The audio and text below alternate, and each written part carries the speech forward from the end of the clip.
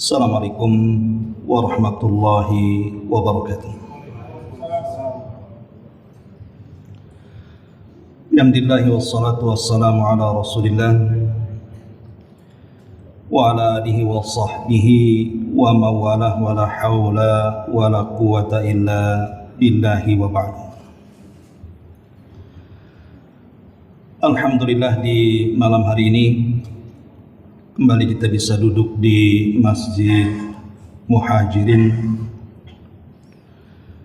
dan kita senantiasa mendoakan kepada yang membangunnya dan juga yang memakmurkannya, serta tak lupa salawat juga salam kita hadiahkan kepada Rasul kita Nabi besar Muhammad sallallahu alaihi wa ala alihi wasallam. Pembahasan di malam hari ini kita akan membahas 10 perkara jangan selalu dibiasakan. Karena kalau 10 perkara ini dibiasakan dalam kehidupan kita akan berakibat fatal. Bisa mengantarkan kepada dosa besar. Apa saja 10 perkara yang tidak boleh dibiasakan? Tidak memperpanjang muqaddimah. Yang pertama, la tukthir adh-dhahika. Jangan memperbanyak tertawa. Nabi sallallahu alaihi wasallam bersabda, la tukthiru adh-dhahika fa inna kathrata dhahik tumitul qalba. Jangan memperbanyak tertawa, karena memperbanyak tertawa itu bisa mematikan hati. Al-Imam Ghazali rahimahullahu ta'ala dalam kitabnya Ihya Ulumuddin mengatakan, kathratul dhahiki tumitul qalba wa turithu dhaghinata fi ba'dil ahwal bal tusqitul mahabata wal waqar. Kata beliau Imam Ghazali rahimahullahu ta'ala mengatakan, banyak tertawa itu bisa mematikan hati, bahkan bisa mewariskan kerasnya hati pada waktu-waktu tertentu, bahkan bisa menghilangkan al-mahabah, pamor dalam hidupnya, dan juga bisa menghilangkan ketenangan. Di zaman sekarang, ma'asyiral muslimin yang dimuliakan Allah subhanahu wa ta'ala, orang yang banyak tertawa itu luar biasa. Kalau dulu seingat saya, orang yang suka tertawa itu orang gila biasanya. Kalau ada orang yang tertawa-tawa sendiri, kita katakan itu orang gila. Tapi sekarang yang tertawa sendiri itu rupanya banyak. Dengan alat komunikasi di tangan mereka, entah apa yang mereka lihat, mereka tertawa sendiri. Bahkan tidak malu dengan orang yang di sekitarnya. Bahkan orang-orang itu lebih banyak tertawanya dibandingkan orang gila. Sehingga kita tidak bisa membedakan mana orang gila, mana orang waras. Makanya Nabi sallallahu alaihi wasallam satu hari pernah diperlihatkan neraka. Kemudian Nabi sallallahu alaihi wasallam mengatakan, lau ta'lamuna ma a'lam. Kalau kalian tahu apa yang kulihat dari neraka itu, la dhahiktum qalila. Tentu kalian akan sedikit tertawa, wa la bakaitum katsira, dan tentu kalian akan banyak menangis.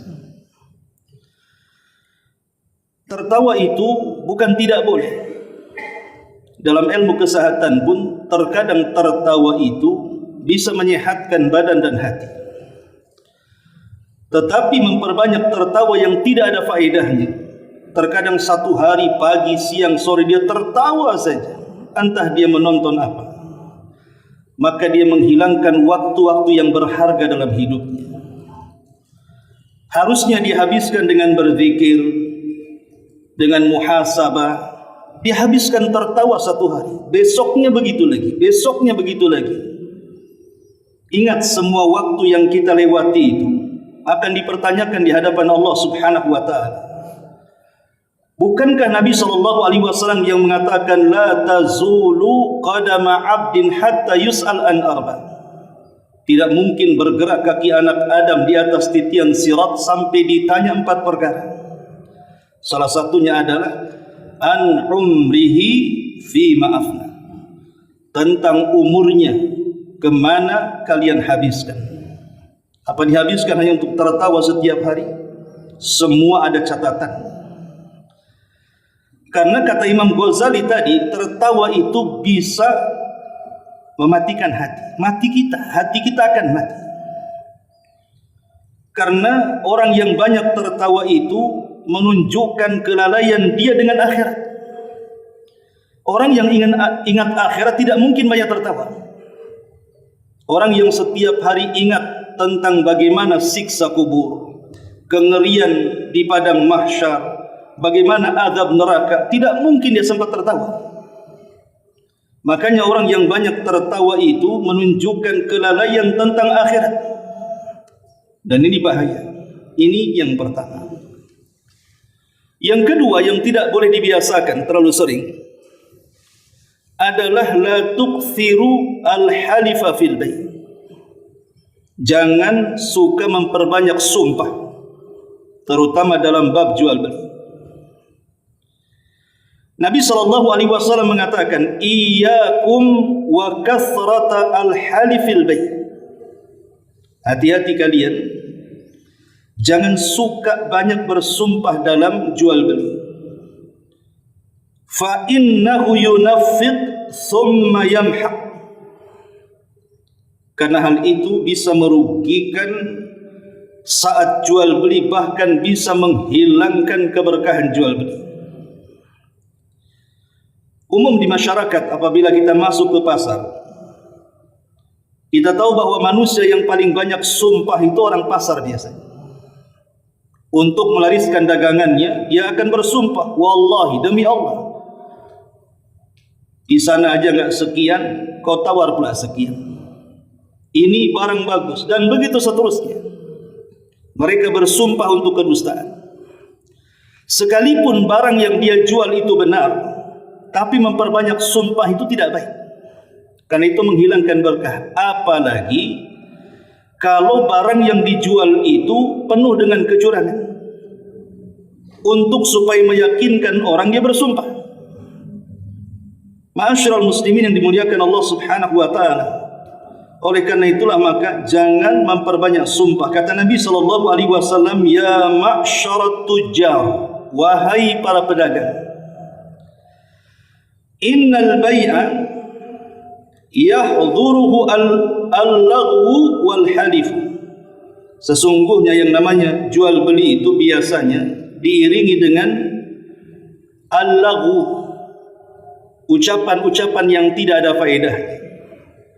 Terkadang dia dusta, terkadang dia berlebih-lebihan, terkadang dia menghina lawan bisnisnya, merendahkan lawan bisnisnya, menjatuhkan lawan bisnisnya, wal halifu, dan juga banyak bersumpah.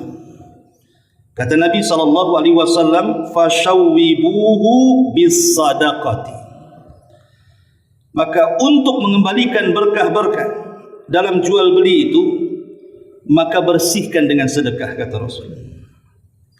Jadi kalau seorang pedagang itu ingin membersihkan hartanya, karena yang namanya jual beli itu tidak lepas daripada dua perkara ini. Mungkin banyak bersumpah, atau mengucapkan kalimat-kalimat yang tidak ada faedahnya. Maka Rasul mengatakan, fasawwibuhu bis sadaqah, supaya bersih, berkah, maka bersihkan dengan sedekah. Ini yang kedua. Kemudian yang ketiga, la tukthir as-su'ala. Jangan memperbanyak tanya. Maksudnya memperbanyak tanya itu pertanyaan-pertanyaan yang tidak ada faedah. Nabi SAW bersabda, Inna Allaha kariha lakum thalathan. Allah itu sangat benci kepada kalian 3 perkara. Qila wa qal. Menukilkan kata-kata, si anu mengatakan seperti ini, si anu mengatakan seperti itu. Menukil ucapan manusia tanpa meneliti apakah ucapan itu benar atau ucapan itu salah. Itu namanya qila wa qal. Kemudian yang kedua, wa idha'atul mal. Menghambur-hamburkan harta. Menghambur-hamburkan harta ada 2. Bisa dengan israf, bisa dengan tabdzir. Kalau israf, dia menghambur-hamburkan harta untuk berbuat maksiat. Jadi hartanya itu dihabiskan untuk kemaksiatan kepada Allah Subhanahu wa taala, entah dengan mabuk-mabuk, narkoba dan yang semacamnya, berzina, minum khamar, berjudi dan yang seterusnya, ataupun tabdzir. Tabdzir itu mubadzir. Memang betul yang dibelanjakan itu halal, tetapi berlebihan itu tidak boleh. Seperti seseorang masak di rumah, beras dibeli dengan halal, sayuran dibeli dengan halal, ikan dibeli dengan halal. Tapi kalau masak terlalu banyak, sementara yang makan itu cuma 2-3 orang, dia masak untuk 10 orang, kemudian sisanya dibuang, itu namanya tabdzir. Lah, tabdzir ini termasuk ikhwanus syaitan, kawan-kawan syaitan. Kemudian yang ketiga, inilah yang dibahas, wa kathratus su'al, dan banyak tanya. Maksudnya banyak tanya itu yang tidak ada manfaatnya. Contoh, pertanyaan soal agama yang tidak ada manfaatnya. Seperti umpamanya pertanyaan-pertanyaan konyol yang tidak harus ditanyakan. Umpamanya orang bertanya, Ustaz, bagaimana hukum laki-laki haid? Laki-laki haid, dari mana laki-laki haid? Itu kan pertanyaan konyol namanya. Karena tidak ada laki-laki itu yang haid. Sekalipun dia LGBT, banci sekalipun, tidak mungkin dia haid kalau dia laki-laki. Ngapain ditanyakan? Maka pertanyaan seperti ini tidak ada manfaatnya. Atau pertanyaan yang sebenarnya kita sudah tahu kemudian ditanyakan, kecuali untuk memberikan manfaat orang sekitar. Umpamanya di pengajian seperti ini, saya sudah tahu jawabannya, tapi supaya orang-orang tahu, saya tanyakan, sehingga jawabannya bermanfaat untuk orang lain. Tapi kalau seandainya pribadi, tidak hanya untuk yang lain, hanya untuk mengetes saja, tidak perlu. Tidak ada hajat pertanyaan seperti itu. Ma'asyiral muslimin, ataupun mungkin bertanya dalam rangka ta'annud. Ta'annud itu melampaui batas. Seperti pertanyaannya Bani Israil kepada Nabi Musa alaihi salatu wassalam. Ketika Nabi Musa alaihi salatu wassalam memerintahkan kepada orang yang meminta supaya persoalan pembunuhan ini diselesaikan. Maka Musa mengatakan, kalau ingin saya ungkap pembunuhan, maka sembelihlah seekor sapi betina. Kalau seandainya mereka langsung mengambil sapi dan disembelih, selesai urusannya. Tapi mereka mulai bertanya, sapinya seperti apa? Bagaimana warnanya? Apakah sapinya sudah dipekerjakan atau tidak? Apakah sapi liar? Terus mereka bertanya. Akhirnya turunlah perintah yang lebih berat bagi mereka. Padahal kalau mereka sami'na wa ata'na, mendengar kemudian langsung melaksanakan, selesai. Tapi karena mereka banyak bertanya memberatkan diri mereka, maka akhirnya Allah beratkan mereka. Jangan bertanya untuk memberatkan.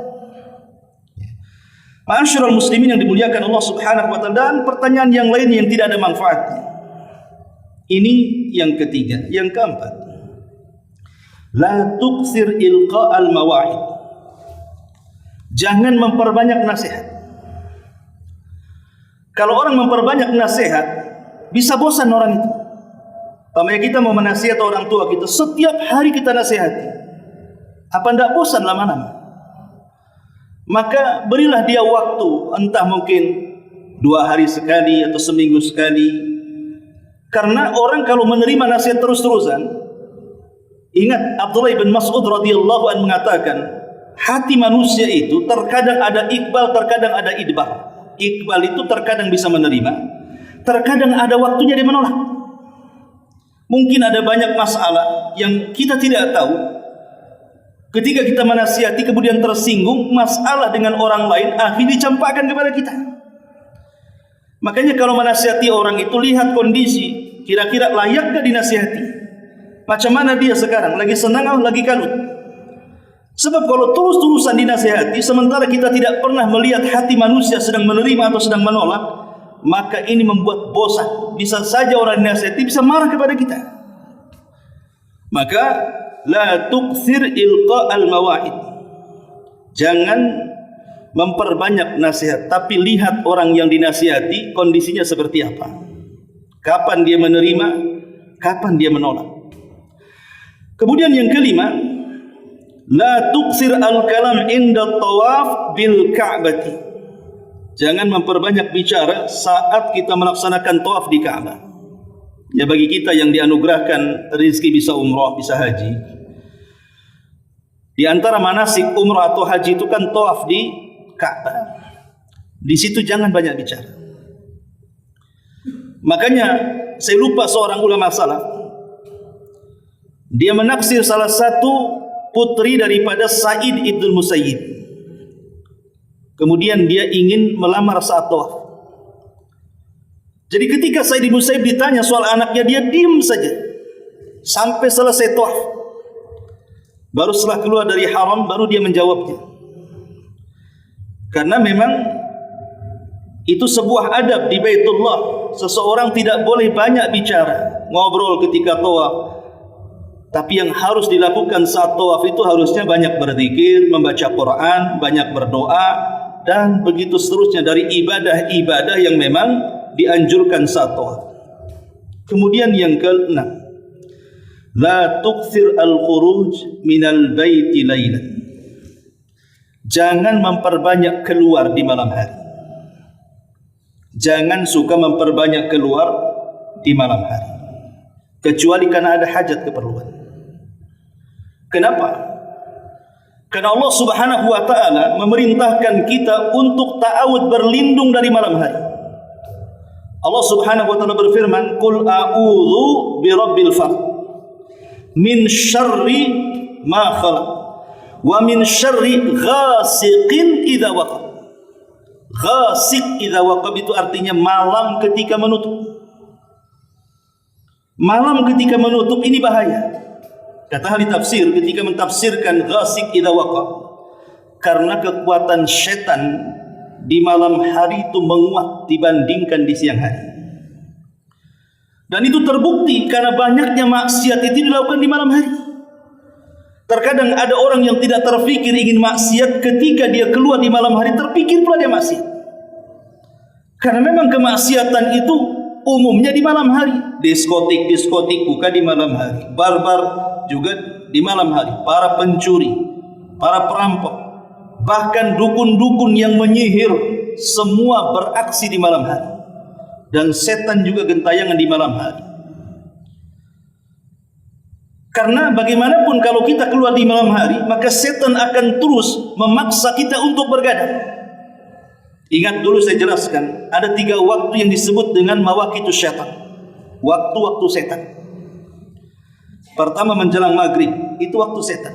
Kata Rasul, jangan keluarkan anak-anak kita keluar, karena disitulah tempat mainan setan. Kalau datang waktu maghrib, masukkan anak-anak kita ke rumah, jangan ada yang keluar, tutup pintunya dan jendelanya. Kemudian yang kedua, setelah isya sampai pertengahan malam, itu waktu setan. Setan itu akan terus mengganggu kita di malam hari supaya kita tidak tidur cepat. Sebab kalau seseorang kemudian begadang melewati jam 12 malam, umumnya akan susah tidur. Dan ngantuknya itu biasanya jam 2 dan jam 3. Waktu-waktunya orang tahajud kita ngantuk. Boleh jadi setelah tidur karena waktu dengan subuh itu tidak banyak, bablas pula dia subuh. Makanya tidak boleh, Rasulullah SAW sangat membenci orang yang tidur setelah maghrib dan orang yang begadang setelah isya. Kecuali karena ada hajat kebutuhan seperti pengajian seperti ini, atau ada tamu, atau mungkin menyenangkan keluarga sekali-kali keluar untuk menyenangkan. Tapi kalau tidak ada manfaatnya, lebih baik tidur. Jangan memperbanyak keluar di malam hari. Ini yang keenam. Kemudian yang ketujuh, la tuksir al-hadis bi kulli ma sami. Jangan memperbanyak bicara dengan kabar yang didengarnya. Setiap yang didengar kita ucapkan. Karena Nabi SAW mengatakan, kafa bil mar'i kadhiban. Cukuplah seseorang itu dikatakan pendusta. Cukuplah orang itu dikatakan pendusta. Apa kata Nabi SAW lanjutannya? An yuhaddits bi kulli ma sami. Dia berbicara atas semua yang didengarnya. Semua yang telinga kita dengar, kita bicarakan daripada orang. Maka dia jadi pendusta. Karena tidak semua berita yang diberitakan manusia itu, tidak semua benar. Ada yang benar, ada yang salah. Apalagi di zaman sekarang, zaman yang memang sudah modern, yang jauh jadi dekat. Dengan adanya alat komunikasi, kita hari-hari dengan alat komunikasi, tengok YouTube, berita sana, berita sini.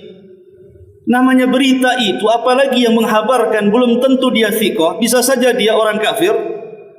Kemudian hanya sekedar melihat YouTube, habis itu dibicarakan. Telah terjadi seperti ini, telah terjadi seperti itu. Dari mana anda tahu? Rujukannya YouTube umpamanya. Tidak semua yang diberitakan itu benar. Terkadang sekarang namanya berita hoax itu melintas di mana-mana. Maka kalau seandainya kita terus membicarakan sesuatu yang kita dengar tanpa disaring apakah benar atau salah, maka Rasul mengatakan anda ini cukup dikatakan pendusta. Karena menyebarkan berita yang belum tentu jelas. Apalagi berita yang besar menyangkut keamanan negara umpamanya kan. Ma'asyiral muslimin yang dimuliakan Allah Subhanahu wa taala, maka kewajiban kita kalau mendengar sebuah berita tasabbut. Harus meneliti berita itu dulu. Bukankah Rasul yang Allah mengatakan dalam Al-Qur'an, "Idza ja'akum fasiqun binaba'in fatabayyanu." Apabila datang orang fasik kepada kita dengan sebuah berita, cek dulu berita itu. Di cross check dulu beritanya, benar atau salah. Lah di YouTube, di kanal-kanal YouTube lihat, apakah kita ini melihat dan mendengar kanal-kanal tertentu di YouTube? Apa kita tahu orangnya? Mungkin dia bisa saja kafir, bisa saja mungkin dia fasik, bisa saja ahli maksiat, bisa saja hanya untuk menyebar berita, hanya untuk mencari keuangan dunia, dan begitu seterusnya. Makanya di sini penting untuk tasabbut, meneliti berita. Walaupun berita itu benar, terkadang ada yang boleh diceritakan kepada orang, ada yang tidak boleh diceritakan. Jadi ada yang boleh diceritakan, ada yang tidak boleh diceritakan. Makanya kenapa para ulama mengatakan as-sumtu najah. Diam itu terkadang menyelamatkan kita. Tetapi dengan banyak bicara sesuatu yang didengar dibicarakan kepada orang, bisa saja kita ini jadi pendusta kedua setelah yang menyampaikan berita. Ini yang ketujuh. Yang kedelapan, la tuksir min ziyaratis sadiq. Jangan memperbanyak mengunjungi teman. Kenapa demikian? Karena Rasul yang mengatakan, zur ghibban tazdad hubban. Kata Nabi SAW, berziarahlah kepada teman-temanmu dan jarangkanlah ziarahnya, karena itu akan menanamkan perasaan cinta. Kalau hari-hari berziarah ke teman, apa enggak bosan dia? Berziarah ke teman mungkin kalau sekali, Masya Allah, keluar toplesnya, keluar minuman kalengnya, keluar makanannya, besok datang lagi, kira-kira keluar gak toplesnya? Keluar tapi kosongnya. Mungkin ujung-ujungnya aqua gelas, ujung-ujungnya gak ada apa-apa tuh di meja tuh. Karena bosan kalau orang harus dikunjungi terus-terusan kan, apalagi orang ini orang penting mamanya kan. Lah sekali-kali boleh. Jadi jangan dibiasakan. Makanya Imam Al-Munawi rahimahullahu ta'ala mengatakan, zur akhaka waqtan ba'da waqtin wa la tulazimu ziyaratahu kulla yawmin tazdad indahu hubban wa biqadril mulazamati tuhawwin alaihi fal iktsaru minaz ziyarati mumillun wal iqlalu minha mukhillun. Apa kata Imam Al-Munawi rahimahullahu ta'ala ketika memberikan catatan kepada hadis ini? Beliau mengatakan, ziarahilah saudaramu. Ya sekali-kali. Kadang ziarah, kadang enggak. Kasih jarak, kasih waktu, kasih tenggang. Kenapa demikian? Beliau mengatakan, wala tulazimu ziyaratahu kulla yaumin. Jangan sampai engkau terus-terusan berziarah kepada saudaramu. Karena itu akan tazdad indahu hubban, akan melahirkan perasaan cinta dan sayang. Wa biqadril mulazamati tuhawwin alaihi. Karena terkadang dengan jarangnya kita menziarahi itu, hakikatnya kita sudah meringankan hidup dia, tidak membebankan karena kita hari-hari datang kepadanya. Fal iktsaru minaz ziyarati mumil. Karena terkadang banyaknya ziarah itu membosankan, asih muka kau aja yang datang katanya. Kamu lagi, apa enggak ada orang lain? Jadi ini juga di antara perkara yang tidak boleh dibiasakan. Kemudian yang nomor 9, la tukthir al-istihlaki fawqil haddi al-mu'tad. Jangan suka istihlak, mencari kehancuran atau madarat bagi kesehatan kita di luar batas kebiasaan manusia. Apa maksudnya? Kita tahu bahwa yang namanya manusia itu pasti berhajat kepada makanan, kepada minuman. Itu tidak diragukan lagi. Orang tidak makan minum mati. Tetapi terkadang makanan dan minuman itu menjadi faktor penyakit pada badan kita. Boleh jadi badan kita ini akan mudah hancur dan banyak penyakit yang bersarang di badan kita. Makanya Allah Subhanahu wa taala mengatakan, wa kulu washrabu wa la tusrifu. Makan sekedarnya, minum sekedarnya, jangan berlebihan. Fa innallaha la yuhibbul musrifin. Allah tidak suka dengan orang-orang yang berlebihan. Sesuatu yang berlebihan apapun pasti madaratkan. Makanya di antara keajaiban wahyu dalam urusan kesehatan dalam bab makanan itu, contoh terbaik adalah Nabi Sallallahu Alaihi Wasallam. Kita tahu bahwa Nabi Sallallahu Alaihi Wasallam diangkat menjadi Nabi itu di usia 40 tahun. Kemudian berdakwah di kota Mekah 13 tahun. Kemudian hijrah ke Madinah 10 tahun. Saat hijrah dari Mekah ke Madinah, usia Rasul itu 53 tahun. Artinya kan sudah tua, 53 tahun. Disitulah beban berat ditanggung oleh Nabi SAW saat berada di Madinah.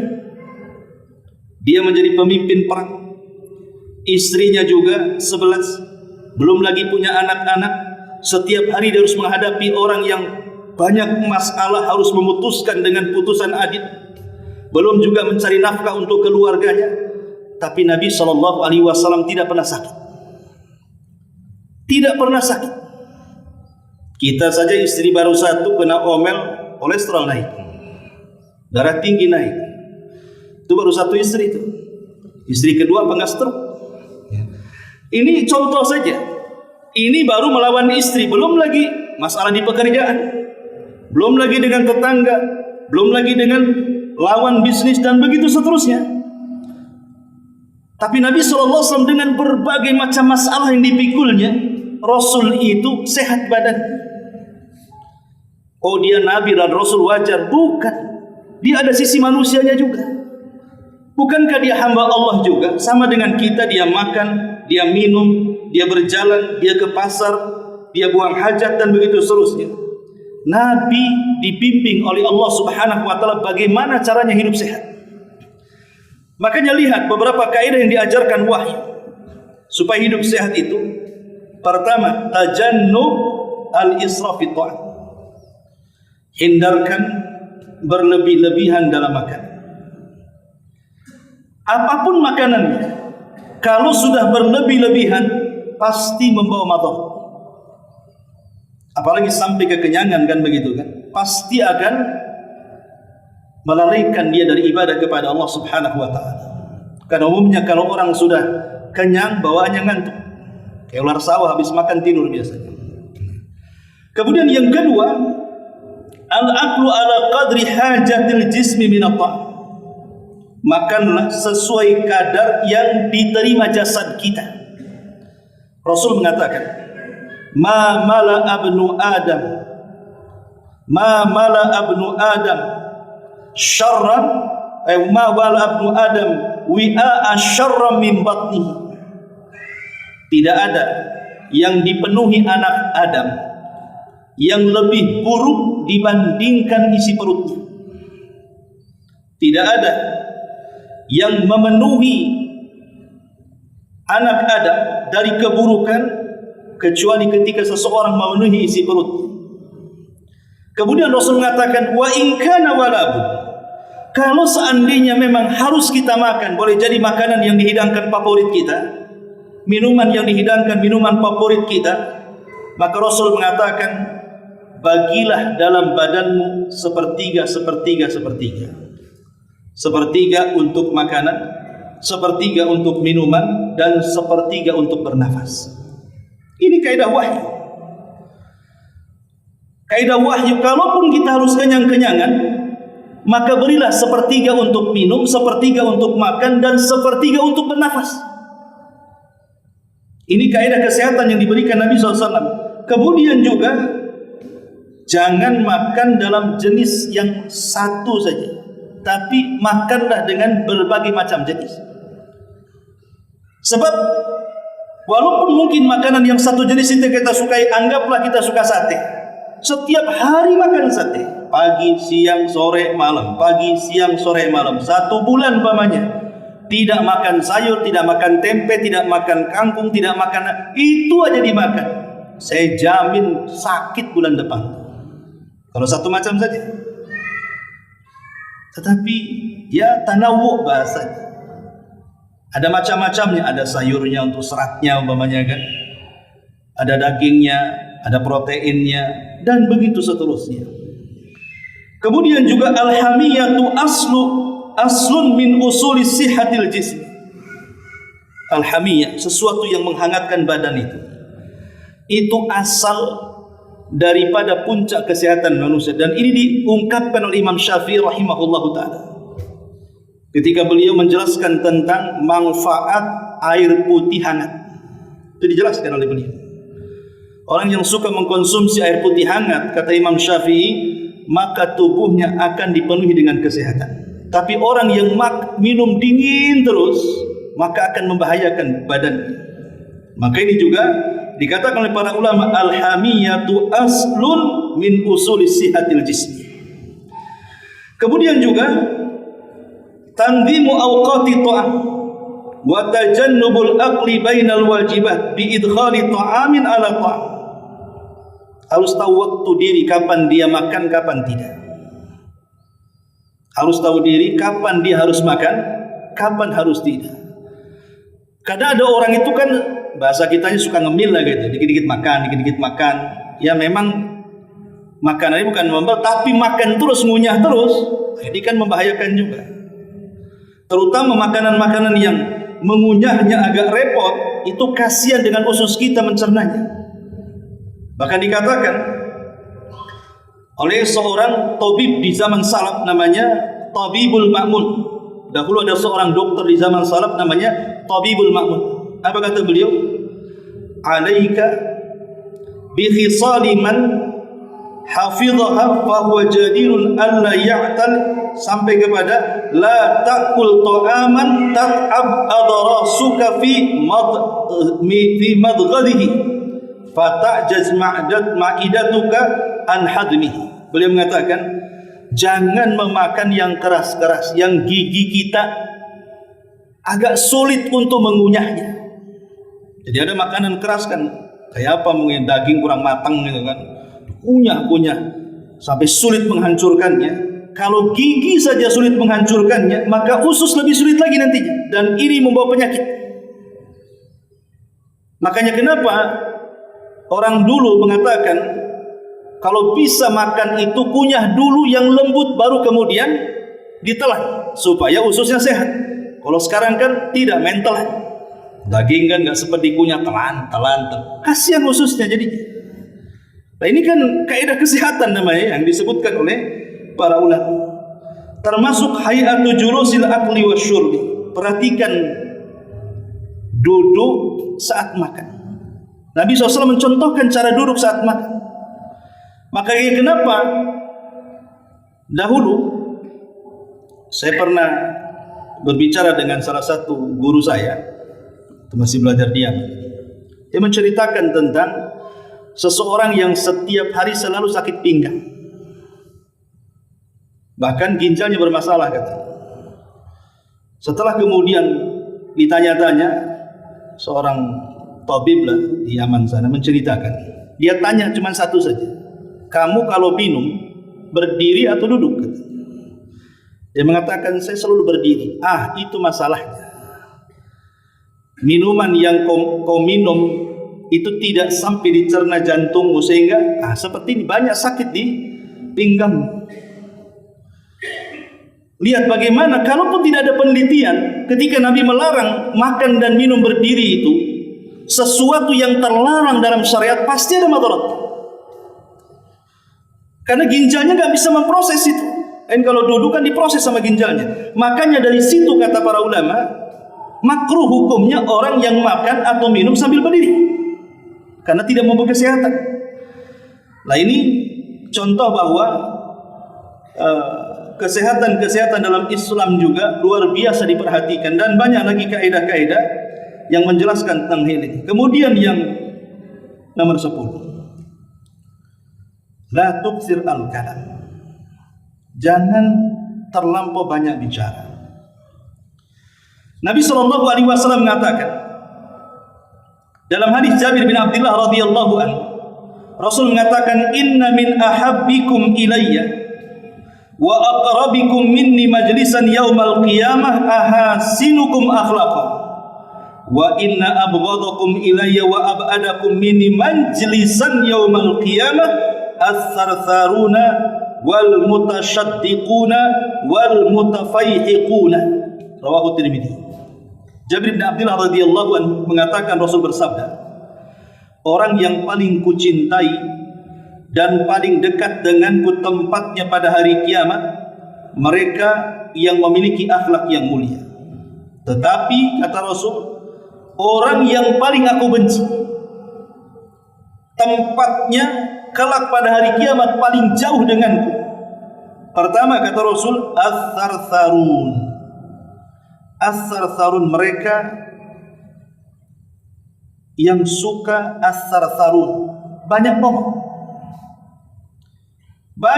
banyak mencela, di mana saja bukan bidangnya dia bicara. Entah sekolahnya di mana, bahkan tidak sekolah pun dia bicara. Bicara politik, nggak sekolah ilmu politik, bicara politik, ngeritik sana, ngeritik sini. Padahal dia tidak pernah sekolah di situ, tapi dia bicara soal itu. Kesehatan, nggak pernah sekolah, bicara soal kesehatan. Ekonomi, nggak pernah dia kuliah soal itu, dia bicara. Pokoknya semua bidang seolah-olah dia bisa. Itu namanya as-sarsarun namanya. Dan sekarang kan banyak di as-sarsarun itu. Semua bicara seolah-olah dia bidangnya, padahal tidak pernah sekolah. Bukankah dalam kuliah saja ada bidangnya masing-masing itu? ilmu politik ada, ilmu ekonomi ada, ilmu kedokteran ada, semua ada bidangnya. Ini tidak pernah di sekolah di fakultas manapun, tapi bisa membidangi semuanya, kan ajaib itu. Nah ini tartarun, berbicara sesuatu yang bukan pada tempatnya dibicara.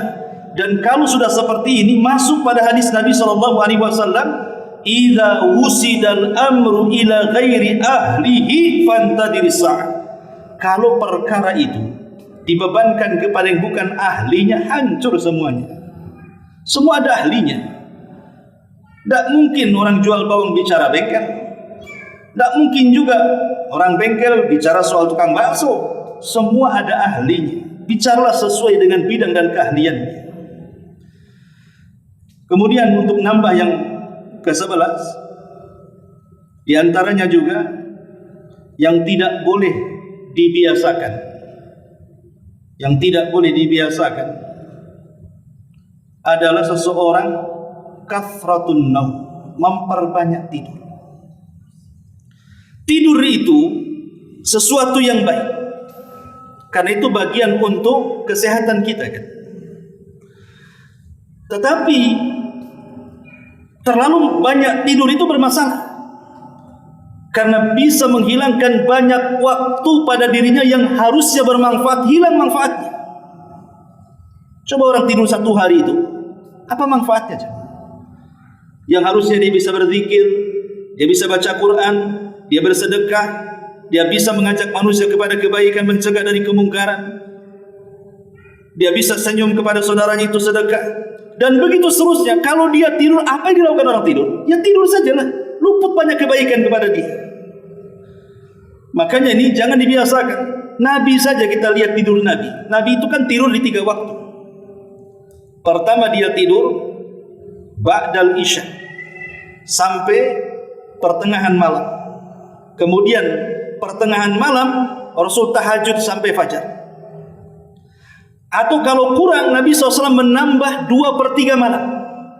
Kemudian sepertiganya dia tahajud sampai waktu fajar. Dan itu disebutkan dalam Al-Quranul Karim surah Muzammil. Allah mengatakan, ya ayyuhal muzammil qumil laila illa qalila nisfahu au zid alaihi warattilil qur'ana tartila. Wahai orang yang berselimut, ya ayyuhal muzammil, maksudnya Nabi SAW. Wahai orang yang berselimut, qum, berdiri. Maksudnya disuruh bangun. Nisfahu, boleh kau tidur separuh, maksudnya separuh malam. Auzid, atau kau tambah sedikit, maksudnya 2/3. Baru sepertiganya untuk bangun. Karena orang yang melakukan seperti ini pasti sehat. Orang yang tidur awal itu biasanya sehat. Tapi kalau orang yang dibiasakan tidurnya tengah malam, itu tidak lama badannya rusak. Ini yang pertama. Yang kedua, menjelang subuh. Nabi SAW tidur yang disebut dengan ittija namanya. Ittija itu bukan tidur betulan, tidak. Dia hanya merebahkan saja karena untuk mengistirahat badan setelah sholat malam. Jadi orang yang suka tahajud, umpamanya tahajudnya jam 3 sampai setengah 5. Kemudian anggaplah 10 menit atau 15 menit lagi mau azan, kita baringkan ke lambung kanan. Hanya untuk merebahkan, mengembalikan kekuatan kita supaya ketika sholat subuh kembali kita fresh. Jangan sampai kita mendahulukan sholat malam, sholat subuh pula ngantuk. Itu terbalik namanya. Karena jangan mendahulukan yang sunnah, mengabaikan yang wajib. Lebih baik sholat subuhnya kita khusyuk, tahajud pun tidak ada masalah, daripada kita memilih tahajud subuhnya pula ngantuk-ngantuk. Kan dia tidak paham mana yang wajib, mana yang sunnah namanya. Makanya kata Nabi SAW, fal yakum naimuha fal yakum, gimana lafaz hadisnya itu? Fal yastaikid naimuha wal yastari qaimuha. Hendaklah yang tidur bangun, dan hendaklah yang sholat malam istirahat. Makanya seorang mukmin itu selambat-lambatnya bangun di azan pertama. Karena azan subuh itu 2 ya. Azan subuh 2 kalau di Mekah biasa lah, tapi kalau di Batam ini jarang. Harusnya azan subuh itu 2 kali. Azan pertama untuk membangunkan orang sholat subuh, adzan kedua salat subuh. Jadi selambat-lambatnya seorang mukmin bangun itu di adzan pertama. Di adzan pertama bangun supaya kita bisa persiapan subuh. Lah kata Nabi SAW, bagi yang tahajud di adzan pertama suruh tidur. Maksudnya bukan tidur beneran. Mungkin bahasanya sleep chicken lah kan gitu. Suruh tidur ayam ya. Makanya ke lambung kanan. Kalau ke lambung kanan itu tidak pernah akan tidur. Kalau tidur kita miring ke lambung kanan, tidak pernah khusyuk tidurnya. Tapi kalau tidurnya ke kasur pakai bantal ya, bablas lah subuhnya. Artinya hanya untuk supaya mengembalikan supaya subuhnya itu jangan terganggu dengan qiyamul lail. Maka ini tidur yang kedua. Tidur yang ketiga namanya kailulah. Kailulah itu juga sama, bukan tidur betulan, tidak, hanya merebahkan saja. Memang terjadi khilaf para ulama waktu kailulah itu kapan.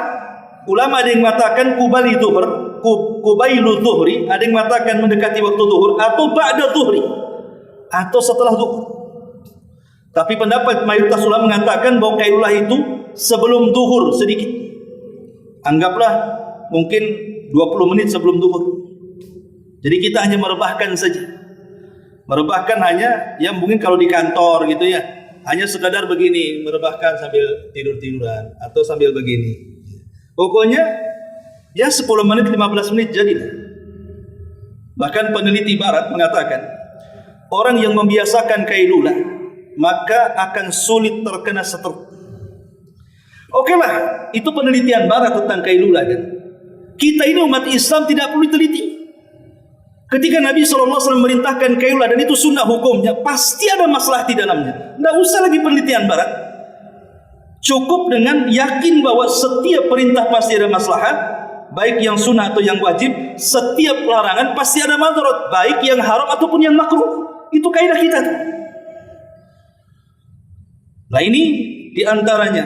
Tapi kalau kemudian memperbanyak tidur sampai berjam-jam, siang tidur full, malam tidur full, maka ini akan melemahkan badan untuk melakukan ketaatan kepada Allah Subhanahu wa taala.